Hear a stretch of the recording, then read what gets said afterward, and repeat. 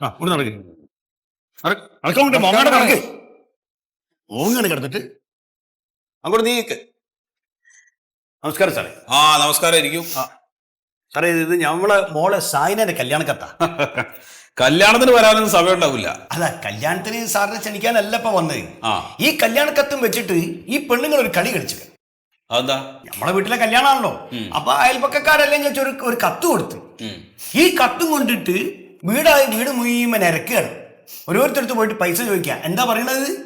ഓളെ മോന്റെ ചെറിയ കുട്ടീന്റെ കല്യാണമാണ്, അതിന് പൈസ ഇല്ല, കഷ്ടപ്പാടാണ്, സഹായിക്കണം എന്ന് പറഞ്ഞ ഓരോ വീട്ടിൽ നടക്കുക. ഈ പറഞ്ഞൊക്കെ ശരിയാണോ? അങ്ങോട്ട് പറഞ്ഞു കൊടുക്കി. ചോദിക്കാൻ ഞാനില്ല ഇവിടെ. പിന്നെ നിങ്ങൾ ചോദിക്കണോ? ഇല്ല, സാറ് ചോദിച്ചാൽ മതി. ഇയാളീ പറഞ്ഞൊക്കെ ശരിയാണോ? ശരിയാണ്. എന്തിനാ അങ്ങനെയൊക്കെ ചെയ്തത്? മോശല്ലേ? അത് മോശല്ലേ? മോശാണ്. വീട്ടിലാരൊക്കെ ഉണ്ട്? ആരുമില്ല. അപ്പൊ ഭർത്താവോ? മരിച്ചുപോയി. ഭർത്താവ് മരിച്ചോ? കുട്ടികളൊന്നുമില്ലേ? 2 മക്കളുണ്ടായി.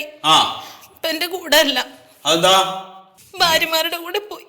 കല്യാണം കഴിച്ചിട്ട് ഭാര്യമാര് കൊണ്ടുപോയോ? ആണ്. ഞമ്മളെ തറവാടിനാണ് ഇപ്പൊ പേര് ദിവസം ഉണ്ടായത്. ഞമ്മളെ തറവാട് അങ്ങനെ ഇരന്നിട്ട് കല്യാണം നടത്തേണ്ട ഒരു തറവാടല്ല. നിങ്ങളുടെ തറവാട്ടിലുള്ള ആരും പോയി ഇരന്നതൊന്നും അല്ലല്ലോ. ഇതിപ്പോ ഇങ്ങനെ ഒരു കേസ് വന്നു. നമ്മളെ ഭാഗ്യത്തിനാണ് ഇവന്റെ വീട്ടിൽ പോയിട്ട് കല്യാണം വിളിച്ചപ്പോഴാണ് സംഭവം വെളിച്ചത്തായി. അത്ര വലിയൊരു വിഷയമായിട്ട് ഇത് എടുക്കേണ്ട കാര്യമില്ല. നമുക്ക് ഇതങ്ങ് ഒഴിവാക്കാം. അതല്ല സാറേ, കത്തിൽ ഞമ്മളെ പേര് എങ്ങനെ കത്ത് ഈ കത്ത് വെച്ചിട്ട് നിങ്ങൾ അങ്ങനെ ചെയ്തത് തെറ്റാണ്. അത് തെറ്റല്ലേ? പിന്നെന്താ? എന്തൊക്കെ പണി ചെയ്ത് ജീവിക്കും? ആരോഗ്യം ഉണ്ടല്ലോ. ഇങ്ങനെ കള്ളത്തരം കാണിച്ചൊക്കെ ജീവിക്കേണ്ട കാര്യമുണ്ടോ? ഒരു കാര്യം ചെയ്യാം. അവര് 2 ദിവസം കൂടെ കിടക്കട്ടെ. അതന്നെ, കല്യാണം കഴിഞ്ഞവരെ ഇവിടെ ഇട്ടാളി. ഇവർക്കൊക്കെ അങ്ങനെയുള്ള ശിക്ഷ കൊടുക്കണം. അത് വേണം അല്ലേ? സാറ് ചെയ്യുന്ന നമുക്ക് അറിയാം. ഇവരായിക്കോളും. അത് മൂപ്പര് ചെയ്തോളൂ. എന്താണ് അല്ല, ഇടിക്കണം എന്നൊക്കെ പറയണേ. അവര് 2 ഇടി കൊടുത്താണെങ്കിൽ സമാധാനമില്ലേ? ഇനി മേലോരന്മാര് പണിക്ക് പോകരുത് സാറേ. അത്ര മതിയമ്മ. പിന്നെന്താ? അത് ശരിയാക്കാം. അപ്പൊ എന്തായാലും വന്ന സ്ഥിതിക്കേ സാറേ നമ്മളെ മോളെ കല്യാണത്തിന് വരണോ? കല്യാണത്തിന് വരെ എനിക്ക് പറ്റില്ല. അതാണ്. അല്ല, നമ്മളെന്തായാലും പരിചയപ്പെട്ട ഇങ്ങനത്തെ ഒരു കാര്യം കൊണ്ട് നമ്മൾ പരിചയപ്പെട്ടില്ലേ? ആ സ്ഥിതിക്ക് നിങ്ങളൊന്ന് വന്നാൽ നമുക്ക് വലിയ സന്തോഷമാണ്. ഇനിയിപ്പോ വന്നു കഴിഞ്ഞിട്ട് എനിക്ക് അവിടെ ഒരു കവിത വായിക്കാനുള്ള ഒരു അവസരം ഉണ്ടാവും. നമ്മളെ കല്യാണത്തിലൊന്നും അങ്ങനെ കവിത പാടില്ല. ഗസലൊക്കെ പാടലുണ്ട്, കവിത അങ്ങനെ ഇല്ല. ഇതതിന്റെ കൂട്ടത്തിൽ കൂടെ ഒരു ആയിക്കോട്ടെ. ഞാൻ സാറിന് അങ്ങനെ താല്പര്യം ഉണ്ടെങ്കിൽ അതർത്താം. ആയിക്കോട്ടെ. അപ്പൊ സാറ് സമയം കിട്ടിയെങ്കിൽ വരി. പാലത്തിന്റെ അപ്പുറത്താ വീട്. ആയിക്കോട്ടെ. ശരി. അതൊക്കെ ഞാൻ ഏറ്റു. അമ്മ എന്താ ഇങ്ങനെയൊക്കെ ചെയ്യാൻ പാടുക? മോശല്ലേ? മോശാണ്. അപ്പൊ മോശമാണെന്ന് അറിഞ്ഞിട്ടും പിന്നെ അത് ചെയ്താലോ? അതെ, ഇങ്ങോട്ട് വാ. ഇത് കൊണ്ടുപോയിട്ടേ നന്നായിട്ട് പൊടിക്കണം. ഇതുപോലെ പൊടിക്കണം. അവിടെ ഒലക്കൊക്കെ ഇരിപ്പുണ്ട്. ചെല്ലേ. അതൊക്കെ വേണോ സാറേ? പിന്നെ ഇത് ആര് പൊടിക്കും? ഞാൻ ആദ്യം 2 പേരെ ഇവിടെ നിർത്തിയതല്ലേ. അപ്പൊ സാറ് അവരെ വെള്ളം കുടിക്കാൻ പറഞ്ഞു വിട്ടു. ചെല്ലേ, നന്നായിട്ട് പൊടിക്കണം കേട്ടോ. താഴെ കളയരുത്. ഞാൻ കാശ് കൊടുത്ത് മേടിച്ചാ.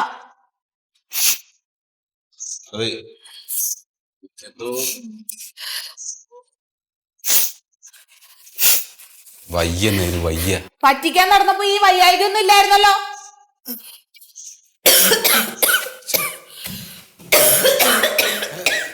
മണ്ടു, ഇവിടെ വെച്ച് വല്ലതും പറ്റിക്കഴിഞ്ഞാൽ പിന്നെ നമ്മൾ സമാനം പറയേണ്ടി വരും.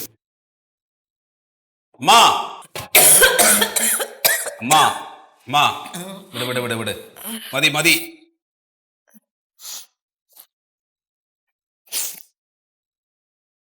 എന്താ അങ്ങനെ ചുമ? ശ്വാസം മുട്ടുണ്ട്. ആണോ? എന്താ ഇങ്ങനെയൊക്കെ ചെയ്ത? അത് മോശല്ലേ? ആളുകൾ പരാതികൾ പറഞ്ഞു വരുന്ന കണ്ടില്ലേ? ഗതികേടുകൊണ്ടാ സാറേ. അപ്പൊ എങ്ങനെ ഇപ്പൊ ജീവിതമോ കഴിഞ്ഞു പോകുന്നത് നിങ്ങളുടെ? ആരെങ്കിലുമൊക്കെ എന്തെങ്കിലും തരും. അയ്യോ, കരയല്ലേ? എങ്ങനെ കരയല്ലേ?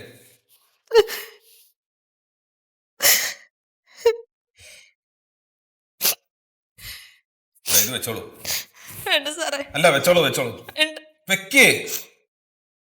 എനിക്ക് ഇനി എന്തെങ്കിലും ആവശ്യം ഉണ്ടെങ്കിൽ അല്ലെങ്കിൽ ഒന്നുമില്ല, പോയിക്കോളൂ.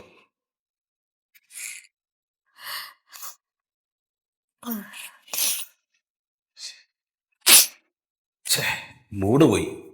സാറേ, ഇത്ര അനുകമ്പ കാണിക്കേണ്ട കാര്യമൊന്നുമില്ല. ഇവരെ കണ്ടപ്പോ എനിക്ക് എന്റെ അമ്മയെ ഓർമ്മ വന്നു. സാറിന്റെ അമ്മ ഇതുപോലെ തെണ്ടി നടക്കുമായിരുന്നോ? അതല്ല, അമ്മയുടെ കണ്ണുനീർ. ഒരു കവിതയുടെ ബീജം എനിക്ക് വീട് കിട്ടി. ഞാൻ ആ കവിത ഇപ്പൊ ചൊല്ലി കേൾപ്പിക്കാം. 5 മിനിറ്റ്. ഒരു കവിത കൂടെ ചൊല്ലി കേൾക്കാൻ നിനക്ക് ഭാഗ്യമുണ്ട്. അമ്മേ, അത് തന്നെ, അമ്മ, അമ്മയുടെ കണ്ണുനീർ. ആഹാ.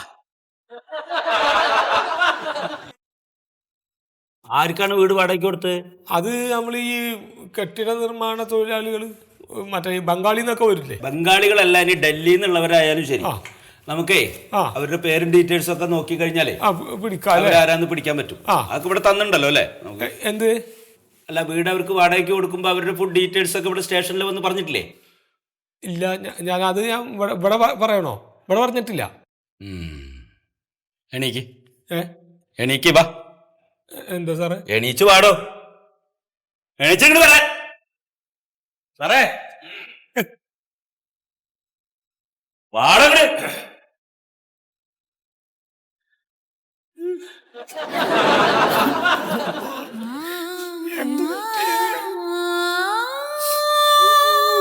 സാറേ, എന്തിനാണ് സാർ എന്നെ എന്റെ ഉള്ളിൽ വലിച്ചിട്ടേക്കണത്? ഒരു തെറ്റും ഞാൻ ചെയ്തിട്ടില്ലല്ലോ. ഒരു പരാതി തരാൻ വന്നിട്ടാണ് എന്റെ ഉള്ളിൽ പിടിച്ചിട്ടേക്കണത്. റബ്ബേ, എന്റെ ജീവിതത്തിൽ ഞാൻ എന്റെ ഉള്ളിലൊന്നും കേറിയിട്ടില്ലല്ലോ. തന്നെ പോലെ കുറ്റം ചെയ്ത ആളുകളെ കൊണ്ടുവരുന്ന സ്ഥലം തന്നെയാണത്. എന്റെ കുടുംബക്കാരൊരാളറിഞ്ഞിട്ടില്ല ഞാൻ എന്റെ ഉള്ളിലാണ്. എന്റെ ഒരു 4 പേര് കവിത കേൾക്കാൻ എനിക്ക് വയ്യ. ഇനി എങ്ങാനും അവിടുന്ന് കരഞ്ഞ ശബ്ദം ഞാൻ കേട്ടാ വലിച്ച് പുറത്തോട്ട് ചവിട്ടി അരച്ചുകളെ ഞാൻ. തനിക്ക് സാറിന്റെ കവിത വേണോ ഇടി വേണോ? ഇടി മതിയെന്ന് പറ, ഇടി മതിയെന്ന് പറ.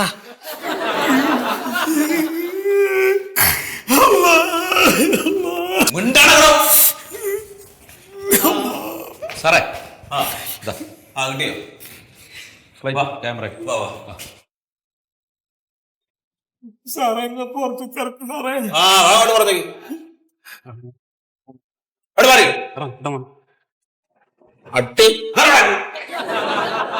സാറേ, നീ എന്താ നേരത്തെ പറഞ്ഞത്? ഞാൻ കേട്ട്.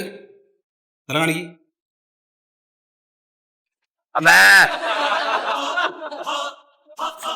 അടുത്തോ ക്ലൈന്റോട് അവിടെ ഫോട്ടോ എടുക്കാനാണ്, കൊല്ലാനൊന്നുമല്ല. പേപ്പറിലിടരുത് സാറേ, എന്റെ കുടുംബക്കാരി. കരയിലടോ, കരയല്ലേ? നോക്ക്, ഇങ്ങോട്ട് നോക്ക്. കരയാണോ? ഞാൻ പ്രൊഫൈൽ ഒന്ന് എടുത്തോട്ടെ. ഇങ്ങോട്ട് അടുത്തോ, തല കെടുത്തിരിക്കും. തല കെടു നോക്ക്, നോക്ക്. അങ്ങോട്ട്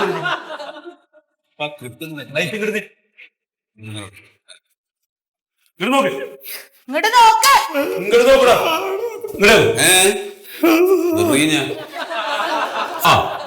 ഓക്കെ സാർ, എടുത്തോ.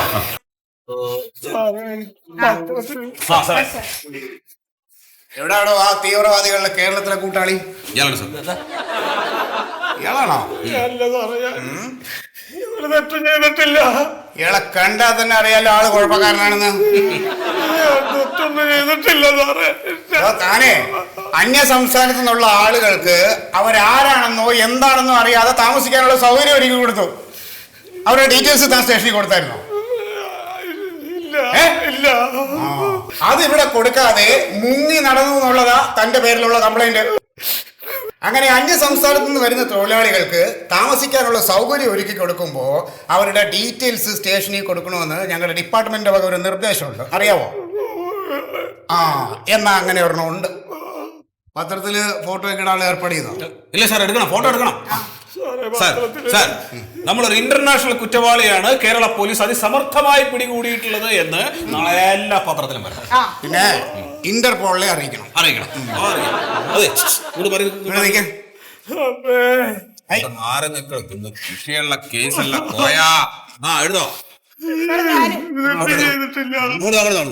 ഇവിടെ നോക്കൂ.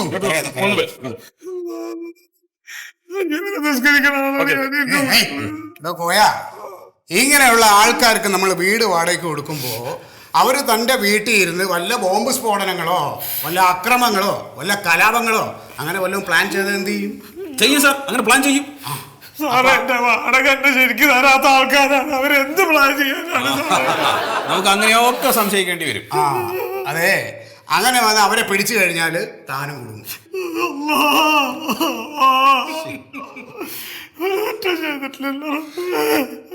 എടോ കരയണ്ട, എടോ കോയ, അതെ താൻ ചെയ്ത വലിയൊരു കുറ്റമൊന്നുമല്ല. തൻ്റെ ഫോട്ടോ പത്രത്തിൽ വരാനും പോകുന്നില്ല. പിന്നെ ഞങ്ങളുടെ ഡിപ്പാർട്ട്മെന്റിന്റെ ഒരു നിർദ്ദേശം നമ്മുടെ ജനങ്ങൾ പാലിക്കാതിരുന്നാൽ ഉണ്ടാകാവുന്ന ബുദ്ധിമുട്ട് തന്നെ ഒന്ന് മനസ്സിലാക്കുക, അത്രമാത്രമേ ഞങ്ങൾ ഉദ്ദേശിച്ചുള്ളൂ. അപ്പൊ അതിന്റെ ആ ഗൗരവം മനസ്സിലായോ? മനസ്സിലായി സാറേ. കരയൊന്നും വേണ്ട കേട്ടോ. അതെ, ഇനിയെങ്കിലും നമ്മൾ അന്യസംസ്ഥാന തൊഴിലാളികൾക്ക് വീട് വാടകയ്ക്ക് കൊടുക്കുമ്പോൾ അവരുടെ മതിയായ രേഖകൾ ഏറ്റവും അടുത്തുള്ള പോലീസ് സ്റ്റേഷനിൽ എത്തിക്കുക.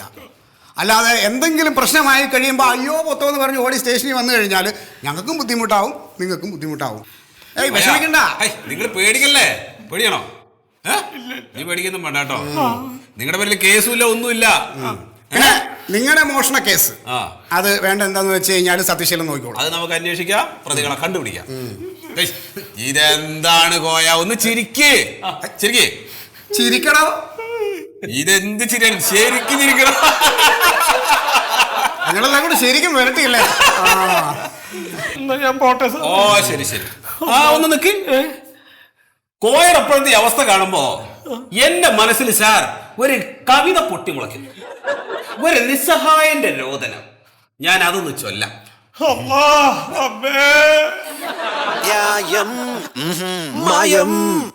മറിമായത്തിനെ സ്നേഹിക്കുന്ന നിങ്ങൾക്ക് ഒരു സന്തോഷ വാർത്തയുമായിട്ടാണ് ഞാൻ വന്നിട്ടുള്ളത്. ഇതുവരെ, അതായത് 15 വർഷമായി നമ്മുടെ മറിമായം ഇങ്ങനെ സക്സസ്ഫുള്ളായി പോയിക്കൊണ്ടിരിക്കുകയാണ്.